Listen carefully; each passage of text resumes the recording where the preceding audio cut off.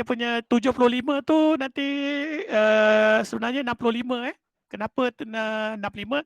Nanti kita tengok slide seterusnya. Okey. Saya punya cursor nampak tak? Nampak. Yang bergerak ni. Okey. Nampak. Okey. Tengok yang panjang bata kita tengok yang 225 tu. Sorry, 215. Okey, yang line hitam dalam ni, ini adalah ukuran bata. Okey?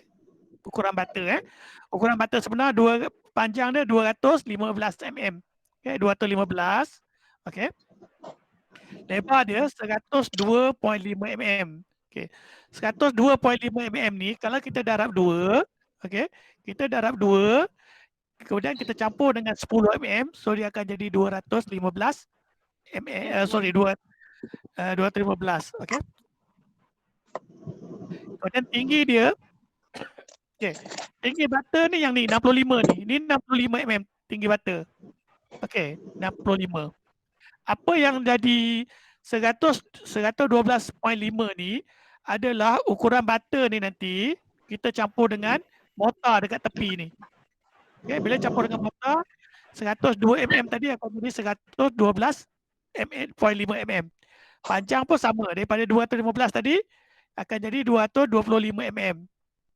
Kemudian tinggi dia pula sama. 65 tadi kita tambah dengan mortar 10 mm akan jadi 75 mm. So nanti bila kita nak lukis, okey, kita akan ambil ukuran yang besar ni lah. 225 darab 75 darab dengan 112 mm. Okey. Itu ukuran bata. Alright. Okey. Yang pertama adalah bata tanah liat. Okey, bata tanah liat dia paling meluas digunalah. Okey, paling meluas digunakan sama ada untuk pembinaan ataupun untuk kerja-kerja biasa lah. Okay. Kemudian bata tanah liat ni ada dua jenis. Satu bata biasa yang kita buat construction dekat rumah tu, ataupun dekat mana construction dia akan guna bata biasa. Okay. Tapi kalau ada setengah bangunan dia nak nampakkan bentuk bata tu, okay, dia nak menampakkan bentuk bata, so dia akan gunakan bata muka elok dia panggil.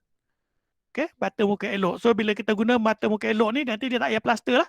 Sebabnya muka dia memang dah elok. Okay. Okay, itu ada dua jenis bata tanah liat. Alright. Yang ni adalah bata biasa. Okay, bata biasa. Gambar atas ni adalah bata biasa lah. Yang kita buat rumah, yang kamu jumpa dekat bengkel pun ada juga bata biasa ni. Alright. Kemudian bata biasa ni kalau kita guna, kita akan plaster dia. Okay, kita akan tutup dia dengan plaster simen. Okay. Boleh Okey. Kadang kita tengok pula bata yang ni, bata muka elok. Yang ni dia kata bata muka elok ni. Okey, biasanya dekat atas ni, permukaan bata ni, dia ada lubang-lubang. Okey, yang ni kita panggil bata muka elok lah. Lubang-lubang ni nanti ada setengah construction dia akan letak besi kat dalam ni. Okey. So ini contoh, bawah ni adalah contoh construction, okay, guna bata muka elok. So dia tak ada plaster lah ni. Okey, muka dia cantik kat situ Alright. Kemudian, okey, nak buat bata, macam mana nak buat bata, okey? Okey. So mula-mula dia ada persediaan tanah lah. Okey, persediaan tanah biasanya akan ada kilang lah untuk dia buat ambil tanah ni. Kemudian tanah tu dihancurkan, kemudian dimasukkan dalam dimasuk dalam mesin pengisar, kemudian dia bancuh. Dia haluskan, okey. Kemudian dia bancuh dengan air sikit. Okey, bila masuk dengan air, kemudian dia akan tekan keluar. Okay, masuk dalam satu acuan. Okay, dia tekan satu acuan. Kemudian ada yang dia guna acuan ataupun ada yang dia potong dengan dawai. Nanti dia akan keluar, kemudian bila sampai satu ukuran bata tu dia akan potong dengan dawai. Keluar lagi dia akan potong dengan dawai. So kamu boleh google lah, nanti tengok Alright.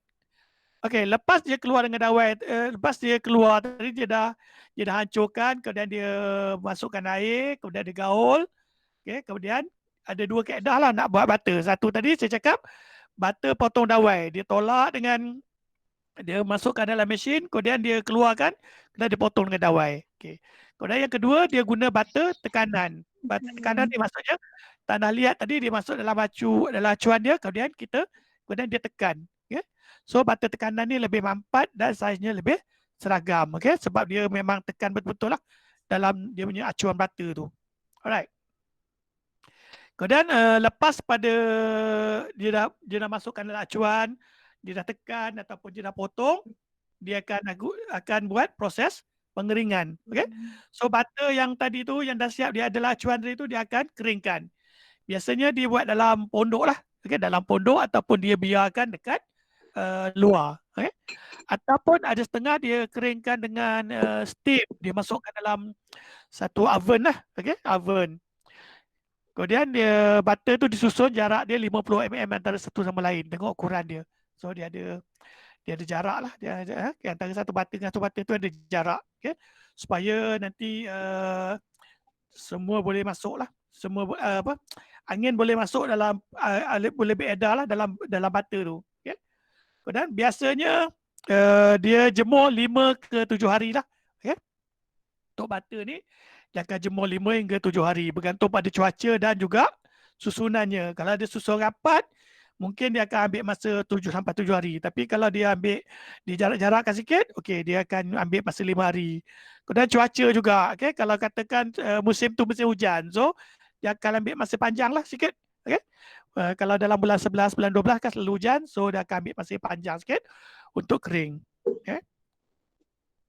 Okay? Lepas butter tu kering, kemudian dia akan masukkan ke dalam relau. Okay, ke dalam relau. Relau ni kalau orang buat buat kayu arang tu, itu relau lah tu. So lepas kering tadi, dia akan masukkan dalam relau ni lah. Dekat relau ni, bawah relau ni dia akan letak api ni. Okay? Kat bawah ni dia akan buat api, kemudian haba daripada api tu akan naik dan keringkan lagi batu-bata ni, akan keraskan batu-bata ni. Okay? So tu dia kata kat situ.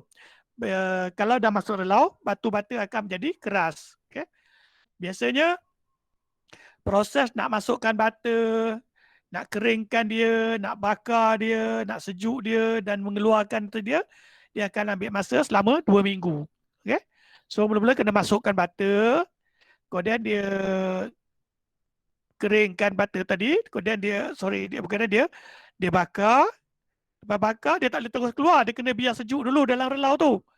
Okay? Dia tak boleh buat keluar. Bila dah sejuk, baru dia keluarkan butter tersebut. So, proses untuk buat butter tadi, daripada tu bukan dalam 2 minggu lah. Okay? 5 ke 7 hari tadi untuk kering dan selebihnya tu untuk kita nak bakar di dalam relau. Okay? Okay, tadi butter tanah liat. Okay. So ini adalah butter simen. Okey, butter simen ni biasanya kita guna dekat kampung, ya. Kita guna dekat kampung sebabnya butter ni dia lebih murah sikit. Betul. Ya. Okey. Butter simen ni namanya pun dah butter simen, so dia dibuat daripada simen lah. Simen campur dengan pasir. So simen campur dengan pasir, dia tambah air sikit, kemudian dia akan masukkan dalam acuan dia, kemudian dia tekan-tekan, jadilah butter pasir. So nisbah dia berapa? Nisbah ni apa maksud nisbah? Nisbah ni campuran dia lah. Okay? Kalau nisbah simen 1:8, 1 ni adalah simen, kemudian 8 adalah pasir. Ikutlah dia bancur guna apa. Kalau dia gunakan baldi, maknanya 1 baldi simen campur dengan 1 baldi pasir. Okey, tadi kita buat apa tadi? Kita buat blok penjarak tu. Okay, kita tak ada sukat nisbah dia. Dia sebenarnya ada nisbah lah. Nisbah simen berapa, pasir berapa. Tapi tadi kita campur je kan. Right? So, kalau dalam pasir, butter simen, dia guna nisbah 1:8. Okay, tapi kalau ada satu company, dia nak butter simen yang kuat sikit, so dia biasanya dia akan minta dekat kilang tu lah, supaya ubah. Okay? Supaya ubah nisbah ni. Mungkin kalau dia nak kuat, dia akan letak satu simen, pasir dia letak 6 aja ataupun 5 je pasir. So kekuatan dia lebih kuat lah. Okay? Okay. Lepas dia buat, lepas dia acu kan, dia masukkan simen dan pasir dalam acuan. Okay? Kemudian dia tekan. Kemudian bila dah jadi butter, dia kena keluarkan butter tu, kemudian dia awet selama 2 minggu. Okay, dia susun butter tu dekat luar, kemudian dia akan siram dengan air. Okey, supaya apa? Tadi masa dia bancuh simen dengan pasir tadi, okey, dia bancuh simen dengan pasir, dia akan letak air sikit. Okay. Tapi nanti bila dia jemur, matahari akan serap air tu. Kalau matahari serap air tu terlalu awal, jadi dia butter tu dia akan jadi kurang air. Jadi dia tak berapa kuat. So dia akan jadi biasanya suatu proses mengawet tu dia akan siram dengan air lagi. Okey, supaya dia kuat. Bila dia dah beku nanti, okey, barulah dia tak siram, okey. So ini contoh kegunaan butter simen lah. Sama juga dengan butter tanah liat biasa tadi. Okay, butter simen ni dia akan plaster lah. Okay, dia akan plaster tepi-tepi ni. Tepi belah dalam dengan tepi belah luar dia akan plaster. Right. Okay. Tadi butter simen. Okay, butter simen tu saiznya kecil. Okay. So sekarang ni, okay, kebanyakan rumah dia dah guna dia akan guna blok simen. Okay. Okay, blok simen ni dia akan besar lah ukuran dia. Okay, tadi kalau butter simen tu kita kena ikat satu je lambat. Okay, tapi kalau guna blok simen ni, kita ikat satu-satu juga. Tapi dengan sebab saiz dia besar, okay, saiz dia besar dan kerja akan tambah cepat. Okay. Kemudian blok simen ni dia akan lebih murah sikit. Okay, sebab dia besar. Kemudian sama juga, okay, dia ikat bila kita guna blok simen ni kita ikat dia cepat lah. Okay. Mungkin satu blok simen ni sama dengan 4 biji butter. So cepatlah pasang satu blok simen sama dengan 4 biji butter. Okay. So bila dah cepat produktif bertambah. Okay. Ini saya cakap tadi, butter dia lebih besar daripada butter biasa lah untuk blok simen. Okay. Tinggi blok simen ni, tinggi blok simen ni tidak boleh melebihi panjangnya. Tinggi dia ni mesti kurang daripada panjang ni. Mesti kurang daripada panjang ni. Dia tak boleh jadi tinggi naik ke atas, tak. Mesti panjang ni di bawah, tingginya macam ni. Ataupun 6 kali tebalnya. Ini tebal simen, ini tebal blok simen. Okay, tebal ni kan. Tebal ni katalah 100. Okay. Tinggi dia nanti, dia tak boleh lebih pada 600. Sebab dia tak boleh tinggi daripada 6 kali tebalnya. So kalau katakan sini 100, tebal dia 100, tingginya boleh 500 saja.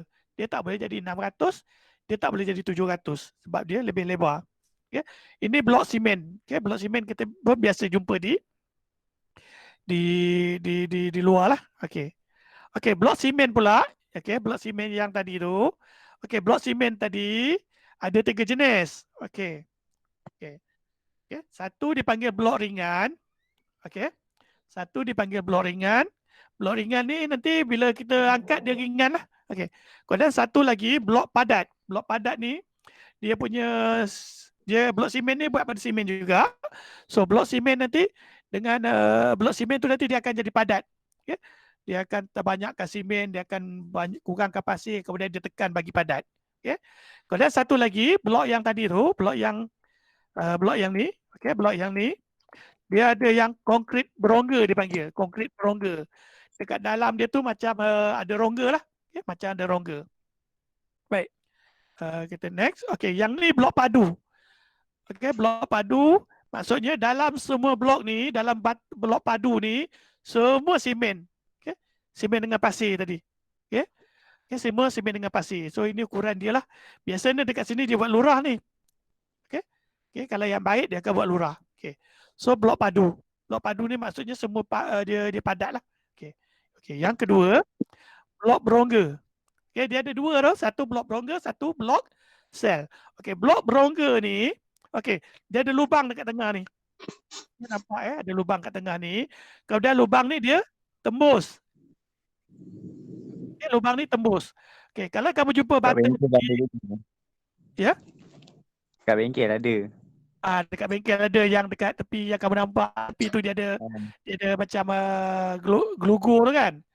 Okey, yang tu kita panggil blok berongga. Okay. So dia lurus. Kalau lurus nanti dia panggil blok berongga lah. Okey. Dan ada satu lagi. Sorry, ini blok berongga lah. Okey, yang macam ni. Okey, dia blok berongga. Okey, yang satu lagi dipanggil blok bersel. Apa beza blok berongga dengan blok bersel? Tidak tembus. Blok bersel ni dia biasanya dia tak tembus kat sini. Okey, kemudian blok bersel ni juga dia punya lebar dia tu biasanya sama dengan lebar butter lah. Okey. Jadi blok bersel ni dia tak tembus. Okey. Bila kita nak pasang dia, bila kita nak pasang blok bersel ni, yang bahagian lubang ni, bahagian lubang ni kita akan halakan dia ke bawah. Okey? Dia akan halakan dia ke bawah. Okey? Sebab kalau kita halakan dia ke atas, bila kita nak letak simen yang untuk sambung ke atas, nanti simen tu akan masuk dalam lubang-lubang ni. Okey. So itu sebabnya blok bersel ni, kita tengok ni. Ini blok bersel ni biasanya bila kita pasang dia akan letak pembukaan lubang ni ngadap ke bawah. Okey. Apa kelebihan guna blok bersel ni ataupun guna blok bersel? Blok bersel ni bila kita bina dia, bila kita bina dia nanti dalam ni kan ada lubang kan. Bila kita berguna dalam ni ada lubang. So bila kita buat dinding, dia akan jadi kalis bunyi lah. Okey, maksudnya kalau kita buat dinding blok bersel ni, kita dah plaster sebab dalam ni ada lubang, so dia akan kalis bunyi. So bila kita maknanya orang bercakap di sebelah tak dengar orang bercakap. So kita cakap di dalam pun tak dengar dia keluar sebab udara dekat dalam ni dah perangkap bunyi tadi. So blok bersel ni kelebihannya dia lebih kedap bunyi. Okey. Okey, ada satu lagi. Okey, kalau kamu tengok, okey, yang ni blok berliang. Okey, blok berliang ni saya tak ada dapat maklumat dia. Okey, dia bukan dalam komponen utama kerja bata lah. Okey, kerja bata, ini blok berliang ni biasanya orang buat dekat mana? Kampung. Okey, kat kampung kalau kita buat biasanya buat tingkap kan. Kita buat tingkap, okey, dekat atas tu kita akan letak blok berliang. Okey. Gunanya supaya udara boleh masuk lah. Okey, angin boleh masuk untuk sejukkan dalam kawasan rumah. Okey, blok berliang ni macam-macam lah. Okey, yang ni blok berliang. Sama juga dia buat pada simen dengan pasir.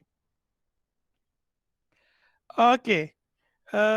Yang tadi tu, yang semua-semua ni, okey. Itu dipanggil blok lah. Blok konkrit. Okey.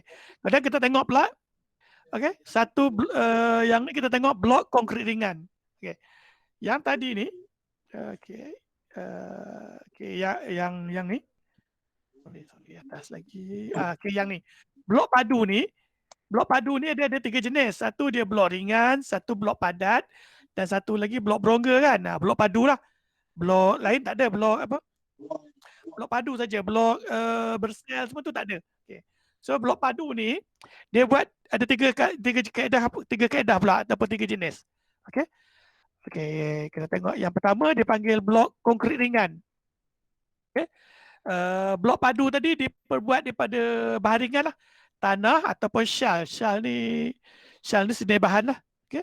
So ketupatan dia maksudnya blok padu ni dia punya ketupatan dia ataupun dipanggil apa ketupatan? Dia punya kepadatan dia lah. Okey, kepadatan dia 1,500 per kilogram meter square, meter padu. Okey. Bila kamu beli blok ringan ni, bila kamu angkat, dia ringan saja blok ni. Okey, blok ni ringan, boleh angkat sebelah tangan. Okey, kemudian sebab dia tak padu, dia gunakan tanah ataupun syal ni, so kita boleh potong dia gunakan gergaji saja. Okay. Nanti bila dah waktu balik ni saya akan tunjukkan. Saya akan tunjuk. Okay. Satu dipanggil blok konkrit ringan. Okay. Blok padu tadi, blok konkrit ringan. Macam ni. Okay. Macam ni. Ini blok konkrit ringan. Dia warna dia macam putih-putih sikit. Okay. Biasanya dia akan buat dinding jugalah. Okay. Dia blok konkrit ringan ni. Okay. Tadi blok konkrit ringan. Satu lagi, blok konkrit padat. Okay. Konkrit padat ni, kalau konkrit ringan tadi, dia punya ketupatan dia tak sampai 1,500. Ya? Tapi blok konkrit padat ni, ketupatan dia akan jadi lebih daripada 1,500 per meter padu. Dan kalau tadi blok konkrit ringan tu dia ringan, tapi yang ni dia lebih berat sikit. Okay? Blok ni sesuai digunakan untuk membina tembok yang bermuka elok. So kalau guna blok konkrit padat ni, guna blok konkrit padat ni, kita tak ada plaster dia lah. Okay, sebab permukaan dia memang dah cantik. Okey. Okey. Itu blok konkrit padat. Kemudian blok konkrit berudara. Okey. Tadi ada ringan, kemudian ada padat, kemudian ada berudara. Okey. Blok konkrit berudara ni mempunyai sifat pendebatan yang baik. So bila kita buat rumah guna konkrit berudara, so udara panas dari luar tak masuk, udara sejuk daripada luar pun tak masuk. Okey, cara nak buat dia, dia guna simen, dia guna pasir, kemudian dia guna abu, serta pasti abu apa. Kemudian dia akan guna sejenis ejen berudara. Okey, ataupun dipanggil sebuk aluminium. Okey. Sebuk aluminium ni campur dengan simen, campur dengan pasir, campur dengan abu. Kemudian bila kita campur dengan kapur, dia akan menghasilkan hidrogen. Okey. Bila hasilkan hidrogen, dia akan dalam konkrit tu akan berongga-rongga. Okay, dia akan hidrogen ni akan jadi udara dekat dalam, akan jadi angin lah ataupun udara lah dalam konkrit udara tadi. So dalam dia akan jadi berongga-rongga dan masuk dan akan jadi udara. So itu panggil blok konkrit berudara. So ada angin dalam blok konkrit ni. Okey, yang ni. Ini adalah blok konkrit berudara. Dia campur kapur, dia campur air, dia campur simen, dia campur pasir. Kemudian dia campur satu serbuk aluminium tu, kemudian dia akan jadi berlubang-lubang macam ni. So lubang ni akan penuh udara lah, penuh angin. So itu angin, so dia akan jadi ringan. Bila jadi ringan satu, kemudian bila ada angin dalam ni, maksudnya dia ada pendebatan yang baik lah. Okey. Seterusnya, okey. Bila kita buat bata, bila kita buat kerja bata, okey, ada prinsip utama dah dalam bekerja bata. Okey.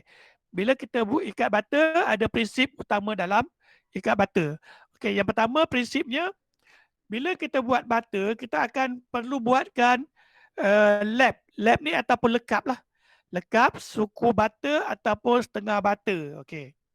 Jadi untuk mengelakkan sambungan tegak terus-menerus, baik di permukaan maupun dalam tembok. Nanti dekat slide selanjutnya saya terangkan. Kemudian, bila kita buat bata, kerja bata, kita buat ikat bata, mestilah apa? Mestilah mengikut jenis ikatan yang ditetapkan oleh ahli reka bentuk, oleh arkitek lah. So, kita tak boleh lah ikat bata sesuka hati kita. Okay? Sebab memang dah ada jenis-jenis ikatan bata. Nanti kita akan belajar ikatan bata. Okay? Sekarang ni slide yang seterusnya nanti saya akan nak cerita tentang bata potong saja. Okey, ikatan bata tu kemudian nanti. Okey. So kita nak cerita tentang bata potong. Kenapa bata potong? Sebab kita nak adakan prinsip-prinsip ikatan bata. Pertama, ada lekap sama ada suku ataupun setengah bata. Yang kedua, tidak boleh mengadakan sambungan tegak lurus. Okey.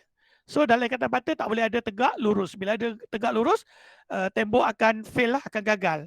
Okey, yang kedua prinsip dia ikut jenis ikatan. Okey, cuba tengok yang ni. Okey. Nak tak rumah kita orang ikat bata macam ni? Nak. Tak nak kan? So, Nak. apa nak? Nak buatlah. Okey. Apa isunya kat sini? Okey, isunya bila dia ikat bata, kita tak tahu apa nama ikatan dia ni. Suka-suka dia je pasang. Okey? So, pertama tak cantik, kedua dia tak kuat lah. Okay, bila bab dia tak ikut dia punya prinsip ikatan bata tadi. Okay. So, kita tengok kenapa prinsip ikatan bata tu penting. Okay, kita tengok slide yang ni. Okay, prinsip pertama tadi, dia ada lap, ada lekap setengah bata dengan suku bata.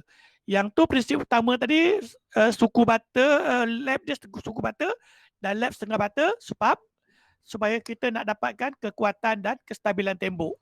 Kalau kita tak ikut prinsip yang pertama tadi, so kekuatan dan kestabilan tembok akan terjejas lah. Okay. Prinsip yang kedua pula, prinsip kedua tadi dia kata mengikut reka bentuk kan, ataupun ikatan. Untuk mengawal kesenian reka bentuk lah. Untuk nak kawal kesenian reka bentuk. Kalau kita buat macam ni tadi, ini tak ada seni pengikatan ni. Orang tengok pun tahu dah tak ada seni. Okay. Orang yang tak belajar bata pun tahu ikatan ni memang teruk, memang tak cantik. Okay, sebab tak ada kesenian dekat situ. Okey. Kemudian dalam satu tembok dia tidak ada ni lah, dia mesti berlekap, dia mesti ada lekap lah. Okey, dia tak boleh tidak berlekap. Okey, so apa lekap tu nanti kita tengok. Alright, yang ni, ini prinsip ikatan bata yang pertama. Okey, prinsip ikatan bata yang pertama, dia mesti ada lap. Apa maksud lap? Tengok saya tengok yang ni pesannya yang atas ni. Okey, ni satu bata ni, bawah ni ada satu bata lagi. Okey, tu. So bata yang atas ni dekat sini, bata yang bawah ni dia akan satu sebelah sini, satu sebelah sini. Okey, lap ni adalah ni, yang ni. Jarak di antara sini sampai ke sini. So dia ada lap setengah bata dipanggil sini. So bila kita letak beban dekat atas ni, ataupun kalau katakan kamu letak bata macam ni, ada lap ni, kadang kamu letak beban dekat atas ni, dia takkan jatuh. Okey, kamu berdiri atas ni, tembok ni, insyaAllah dia takkan jatuh. Sebab beban kamu ni, dia akan agihkan. Okey, beban ni dia agihkan kat sini. Okey, beban ni dia agih kat sini. Okey, kalau kita tak ikat bata ikut prinsip dia, kita ikat bata macam ni. Okey, ikat bata macam yang bawah ni. Bawah ni nampak dia susun bata sebelah ni sampai atas. Yang sebelah ni pun dia susun sampai atas. So dekat sini ada satu sambungan tegak lurus. Okey, yang ni kita panggil ni sambungan tegak lurus atau persegak berterusan. Okey. Bila kita letak beban dekat sini, kita letak beban dekat atas ni, so yang ni je kena beban. Bata yang ni je kena beban. So dia akan mudah jatuh. Okay, dia akan mudah jatuh ataupun tumbang. Okey, tengok slide yang kedua ni, tengok slide ni ya. Okey, yang ni, nampak? Okey. Bila kita letak susun bata lurus macam ni, bila kita kenakan load dekat sini ataupun beban, so bata ni akan jatuh ke bawah. Okey. Ke bawah ataupun dekat sini, kita buat tembok macam ni, kita ada lurus macam ni. Ya, nanti ada load dari tepi ataupun beban dari tepi ataupun kamu ketuk dari tepi, dia senang roboh. Okey. Walaupun kita dah letak plaster, dia boleh roboh juga. Okey.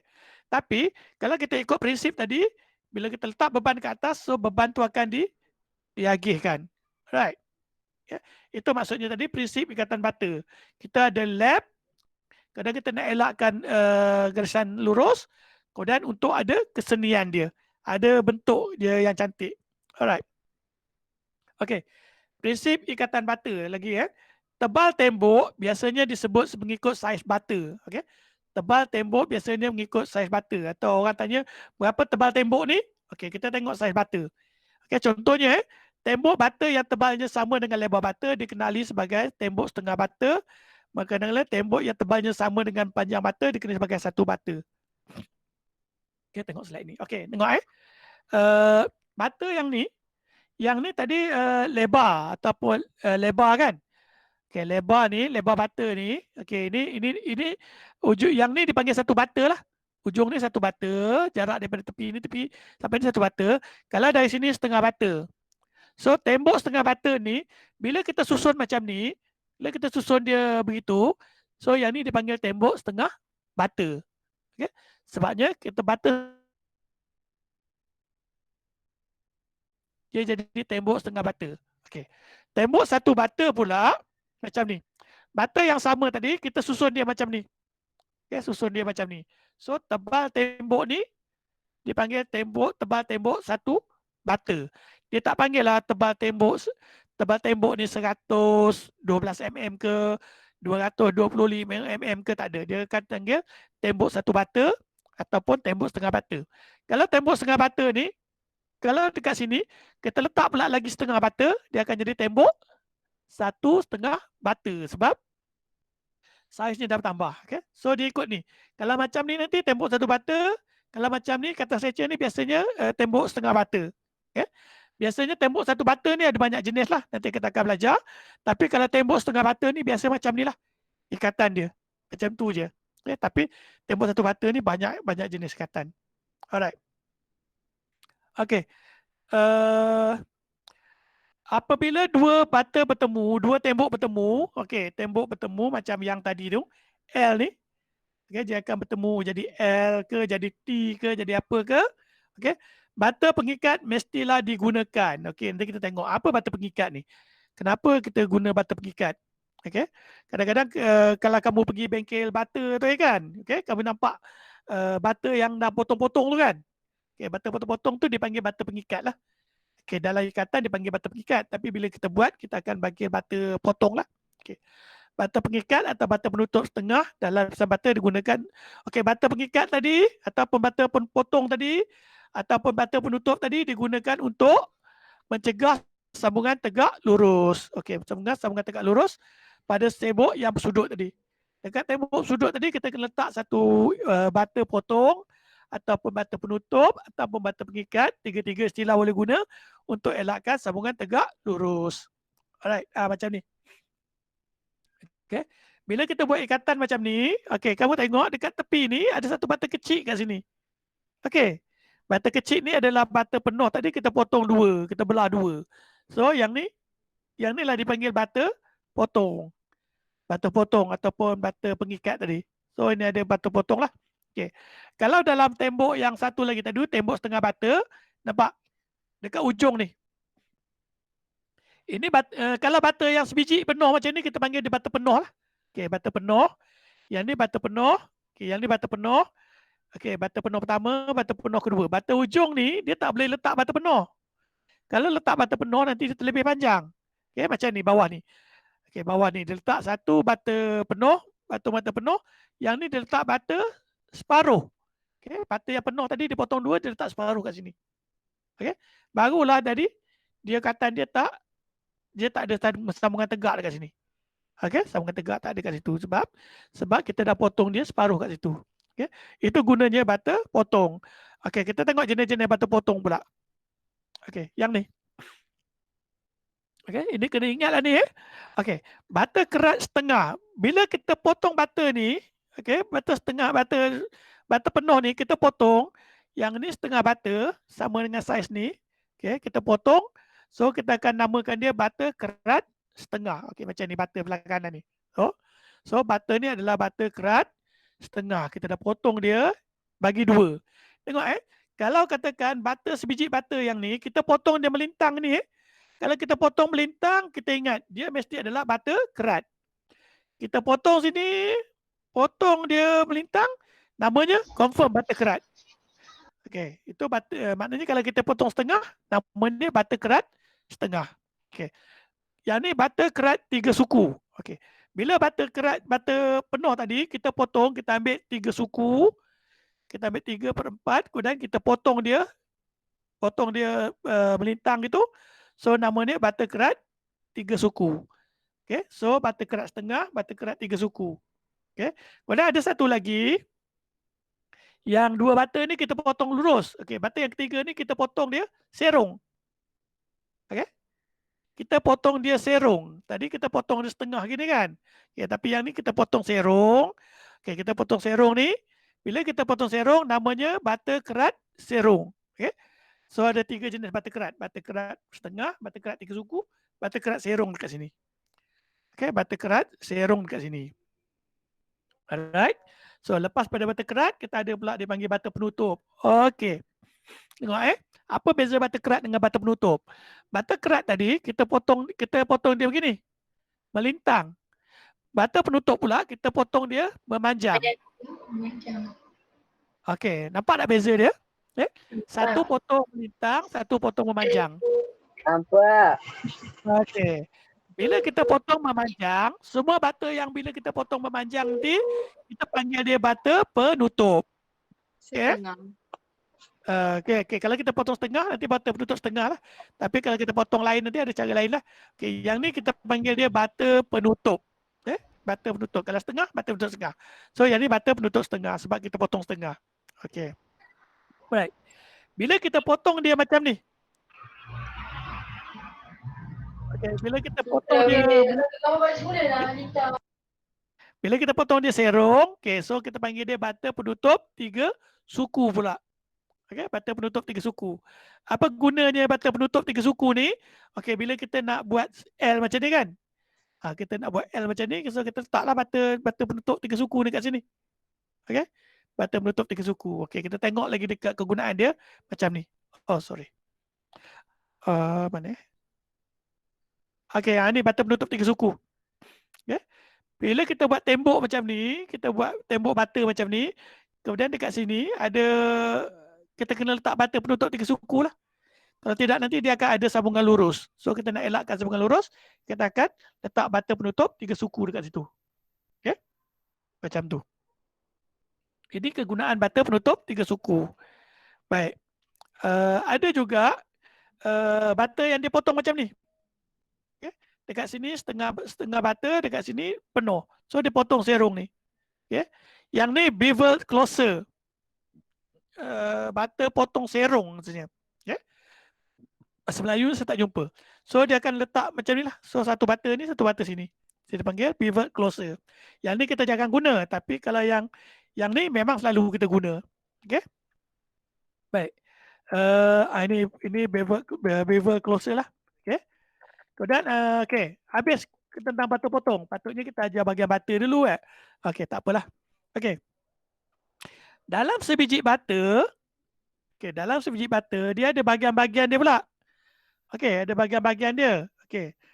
Jadi, sebab apa? Sebab bila kita buat tembok nanti, ada setengah ikatan dia gunakan nama bahagian-bahagian bata ni. Okey. Yang pertama yang kita kena ingat, yang kita kena tahu adalah kepala bata. Okey, nanti bila orang tanya kepala bata, kita tahu dah dekat mana kepala bata. Ataupun orang cakap ikatan kepala bata. Kita boleh imagine lah. Okey. So ikatan kepala bata ni adalah permukaan hujung bata. Okey, yang ni. Permukaan hujung ni, okey, yang ni kita panggil dia kepala bata. Dalam bahasa Inggeris dipanggil header. Okey, head ni kepala lah, header Yang ni kepala bata. Okey. Yang ni pula, yang kedua adalah sisi bata. Sisi bata yang tepi ni. Tepi ni adalah sisi bata. Ataupun dalam ikatan, kalau bahasa Inggeris dipanggil stretcher. Okay? Stretcher. Ada nanti kamu kena belajar ikatan, dipanggil ikatan stretcher. Ataupun ikatan sisi bata. Kalau kita panggil ikatan stretcher nanti, kita akan nampak tepi ni semualah dalam satu ikatan tu. Okay.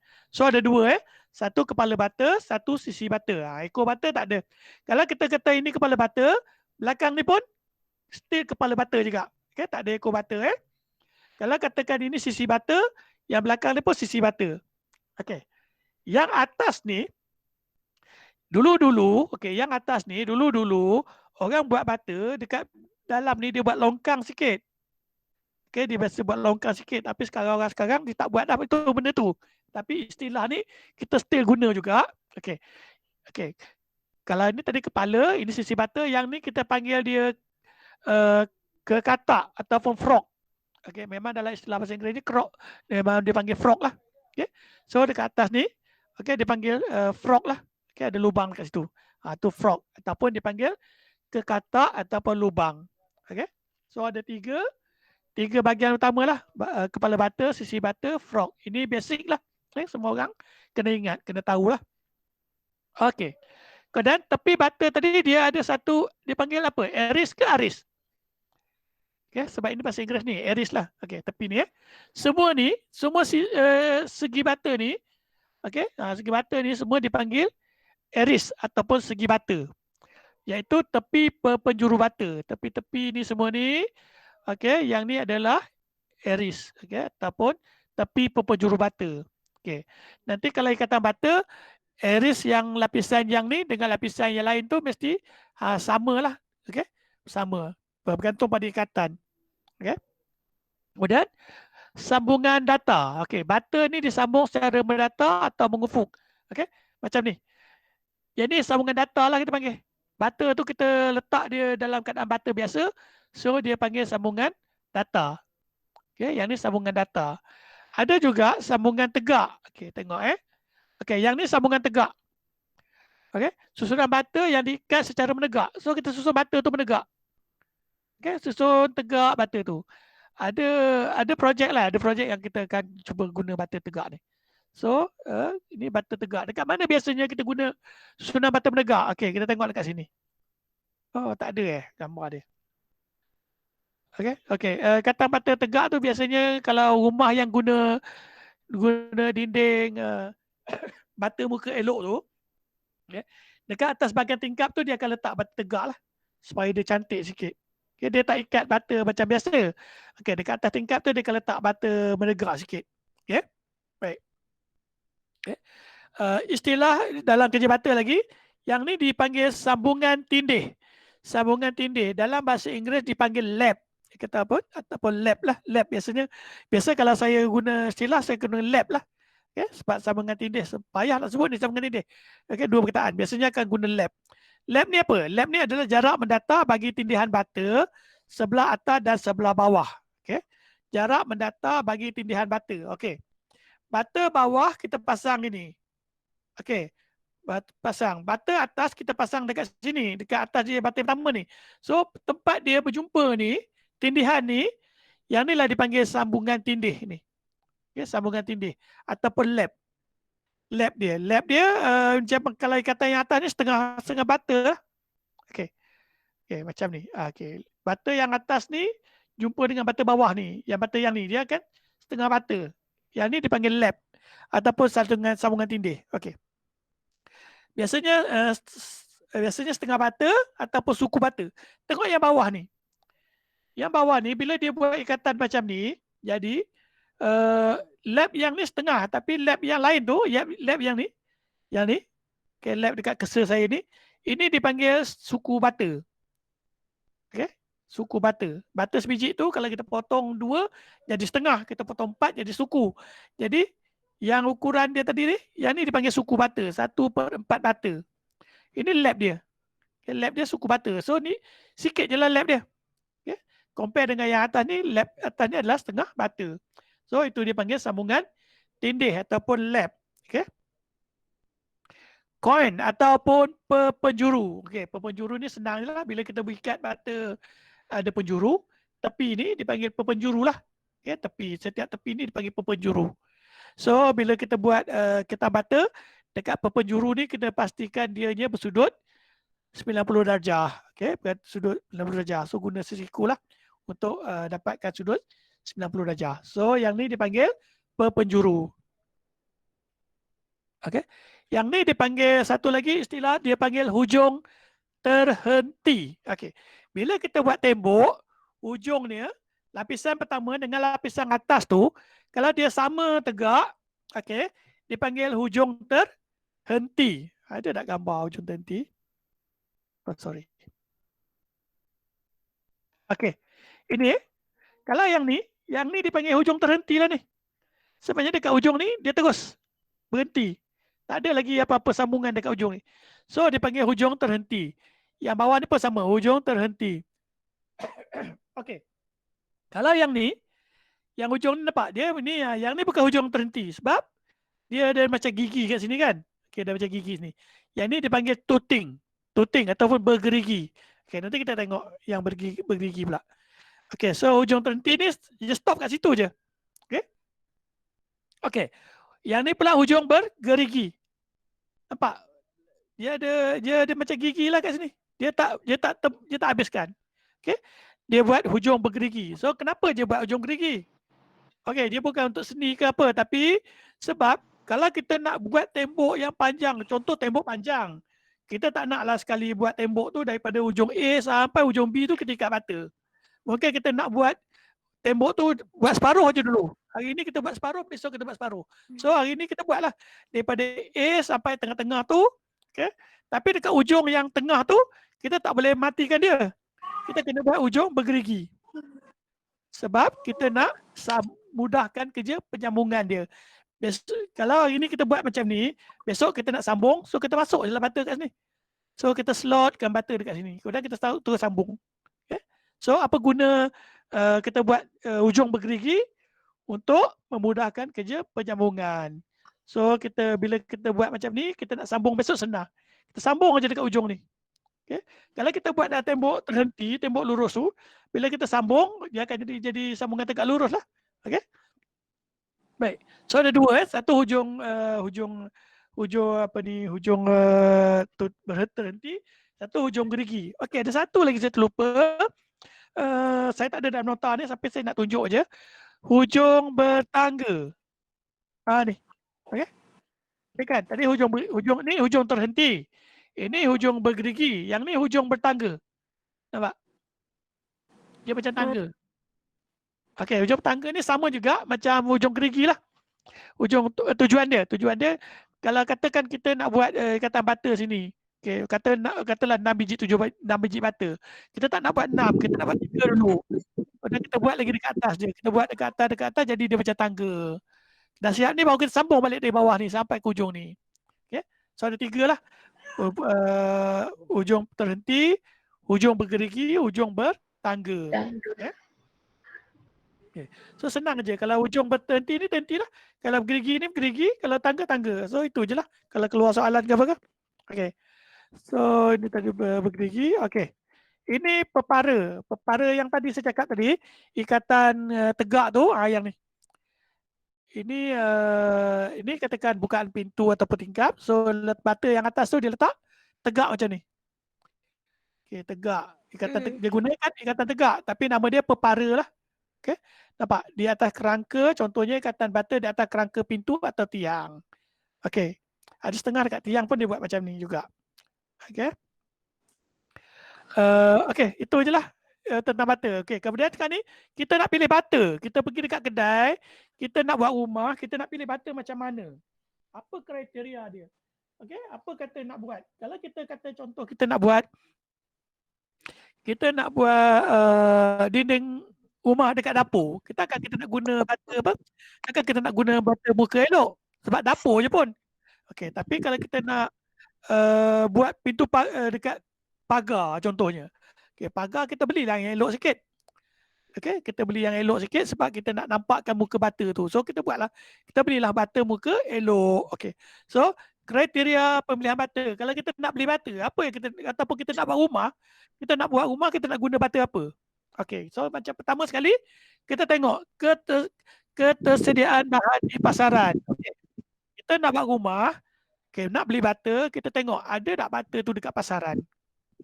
Okay. Mudah tak nak beli? Harga dia murah ke tak murah? Okay, so pertama kita nak beli bata, kita nak beli bata simen ke ataupun bata pasir. Mungkin ada setengah rumah dia akan guna bata simen sebab bata pasir, bata tanah liat payah nak cari. Okay, mungkin setengah-setengah tempat tanah liat tak ada. So dia guna bata simen je, tak boleh guna bata tanah liat. So kena tengok dekat kedai. Apa ada dekat kedai? So kriteria yang pertama adalah kesediaan bahan di pasaran. Alright. Kemudian yang kedua, ni saya cakap tadi, tujuan dan lokasi digunakan. Okey, kalau dekat dapur guna bata biasa, dekat depan ataupun dekat depan rumah, dinding rumah depan kita gunakan bata yang elok sikitlah. So selain daripada pasaran, so kita tengok juga tujuan dan lokasi dia. Okey. Kadang kita tengok juga ketahanan. Okey, ketahanan, kekuatan dan kestabilan. Okey. Kalau kata kita nak buat katalah kita nak buat kita nak buat roti contohnya kan. Buat roti kan dulu-dulu orang bakar dalam dia panggil oven kan. Sekarang ni orang guna oven elektrik. Dulu orang guna oven yang guna kayu arang. So kalau nak buat oven tu kena gunalah batu-bata yang elok sikit. Batu-bata yang tahan api. Okay? Sebab kita nak bakar dekat situ. So kita gunakan bata yang tahan. So tadi kriteria dia yang ketiga adalah ketahanan, kekuatan dan kestabilan. Okay. Ataupun kita dapat kontrak kena buat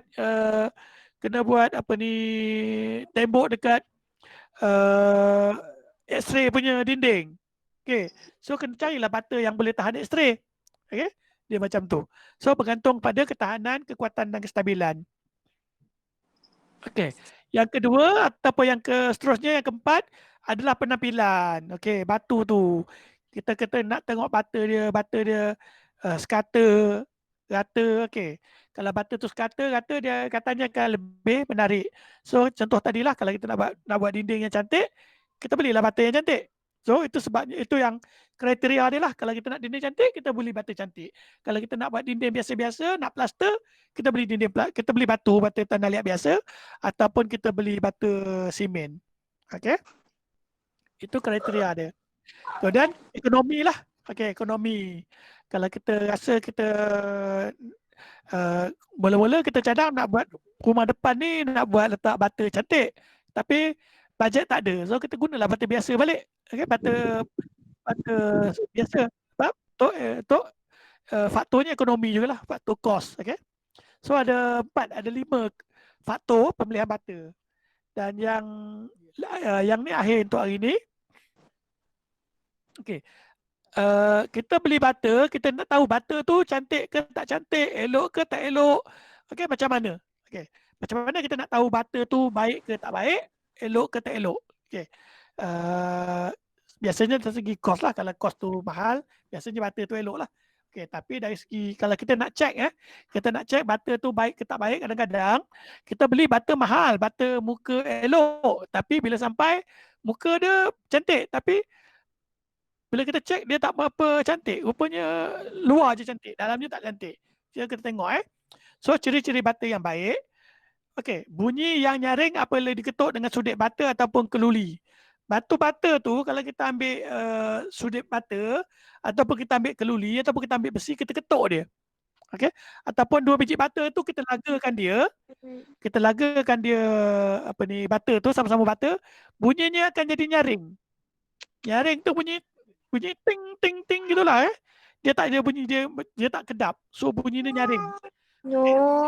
Nyaring tu nyaring lah. Okay? So itu maksudnya butter yang baik. Okey. Kemudian dia mempunyai ukuran yang tepat seperti yang dikehendaki. Okey, tadi kita dah tahu ukuran butter. So kita beli butter, kita tengok ukuran dia. Kalau tepat macam yang kita dalam ukuran tu, so ukur butter tu ada baik. Baiklah. So tapi kemudian kadang-kadang kita ambil butter tu ukur butter A, butter yang satu lagi tu, butter B, butter C, butter D. Kalau ukurannya sama, dia tepat lah. Okay, dia baik So ukuran pertama bunyi, kedua ukuran, yang ketiga warna yang sekata. Okey, kita nak buat rumah, nak dinding kita cantik je, color dia sama je kan. So kita tengok, kalau warna dia sekata, butter yang baik. Kemudian bahagian segi yang sama. Kamu tengok segi dia. Segi tadi tahu kan, iris tu kita tengok sama je. Dia tak ada sengit dan sebagainya. So dia itu butter yang baik lah. Okay. So bunyi, ukuran, warna, segi. Kemudian satu lagi mendapat bunyi yang baik apabila digunakan. Okey. Yang bunyi ni payahlah kita nak check sebab kita nak guna dulu baru kita boleh check. Okey. Okay, yang kelima, yang keenam, tahan api jika dibuat pembakaran yang betul. Kalau kita rumah kalau kita guna butter yang baik, nanti dia tahan api lah. Okey. Yang ketujuh, dapat menahan bebanan. Bila kita dah guna, kita letak beban atas dia, so dia tahan. Okey. So lepas pada tu dia berupaya memegang sambungan mortar. Okey.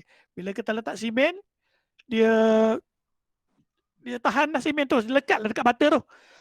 Okey, kalau katakan kita buat ikatan butter, mungkin dalam sebulan ke seminggu, sebulan lepas tu, simen dengan butter tu tak lekat. Dia jadi renggang. Okey, tu maksudnya butter tu tak baik sebab butter tu mengecut lagi. Okey. So ciri-ciri butter yang baik, dia upaya memegang sambungan mortar. Kemudian berat dia lebih kurang 4 kg bagi butter muka lah. So kalau kita guna butter muka, beratnya adalah 4 kilo, lebih kurang 4 kilo lah, tak adalah tepat 4 kilo, tapi dekat-dekat 4 kilo lah. Tapi kalau kita beli butter muka, kita timbang beratnya 3 kilo je, maknanya butter tu tak baik lah. Okay? Maknanya dia tak padat ke dan sebagainya lah. Okay? Biasanya jarang lah lebih daripada 4 kilo. Biasanya kalau jangan kurang daripada 4 kilo. Tapi kalau kurangnya mungkin dalam 3 kilo saja, 3 kilo, maknanya butter tu tak baik. Okay. Last, okay, tamat. So, thank you, join. Ada soalan tak? Kalau nak tanya apa-apa dulu. Okay, saya tengok. Okay, kejap saya bagi slide ni sampai ke atas. Kemudian saya akan buat satu-satu. Kalau nak tanya, boleh tanya. Okay. Okay. So, ni butter, ada nak tanya apa-apa? Okay, saya terus je. Kalau ada nak tanya, cakap Okay, butter. Kemudian ukuran butter. Kemudian butter tanah liat ni tadi ada 2. Butter biasa dengan butter muka elok. Kemudian ni butter tanah liat. Ni butter muka elok. Kemudian ni proses pembuatan butter. Okay, membentuk butter. Pengeringan. Pembakaran. Butter simen. Blok simen. Okey, kalau ada nak tanya apa terus blok saya je, cakap saya. Okey, blok simen, blok padu. Okey, blok padu tadi ada 3, ringan, padat, berudara. Ini blok padu. Ini blok berongga. Blok berongga beza dengan sel rongga dia lubang terus. Sel tadi lubang dia separuh ataupun tak tembus. Okey, ini blok berongga. Okey. Ini blok bersel. Okey, ini macam Malaysia biasa jual lah. Okey, kalau luar negara biasanya dia akan ada apa sikit ni, ada lebih kat sikit kat sini. Kalau kat Malaysia ni biasanya just straight je. Okay. Ni blok bersel, kadang ni blok beliang, kita biasa guna dekat letak atas tingkap. Okay, ini yang dia ada di pasaran, cantik ni kalau kita pasang. Okay, dulu saya dah beli tapi dia ni mudah pecah. Kalau kita duduk atas dia akan pecah. Sebab dalam dia tak ada dawai ke besi ke. Okay. Kadang ni blok konkrit ringan. Sekarang ni banyak bangunan dah guna blok konkrit ringan. Sebab nak potong dia senang, guna gergaji je. Dan ini blok konkrit ringan. Okay, kemudian padat. Padat ni saya pun tak pernah jumpa lagi blok konkrit padat ni, tapi dalam teorinya adalah. Okay, kemudian yang super ni berudara pun jarang kita guna. Okay.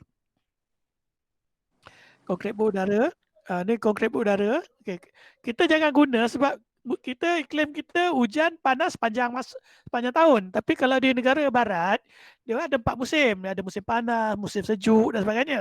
Bila musim sejuk, dia orang akan guna, dia orang punya rumah, dia akan buat konkrit berudara lah. Bila musim sejuk, maksudnya dalam rumah dia taklah sejuk sangat. Ataupun bila musim panas, dalam rumah dia tak panas sangat. Okay, musim salji contohnya kan, musim salji. So, kalau dia buat konkrit berudara ni, dalam rumah dia tak sejuk sangat lah. Sebab udara dari luar tu dihalang oleh udara-udara dalam blok konkrit. Tapi kalau dekat Malaysia, sebab kita udara kita iklim stabil, so tak ada masalah sangat lah, jaranglah guna. Okay. Kemudian batu potong tadi, ada 2 beza, batu kerat dengan batu penutup. Jadi prinsip kata bata. Okay. No. Okay. Batu kerat 3 suku, batu kerat serong, batu penutup tengah. Last kali tadi kita tengok bahagian bata. Okay. Okay. Kemudian istilah dalam kerja bata tadi. Kemudian last kali kita tengok nak beli bata, apa kriteria pemilihan bata. Dan last kali kita tengok tadi ciri-ciri bata yang baik. So ada 8 ciri-ciri bata yang baik. Dan kita habislah. Okay. Alright.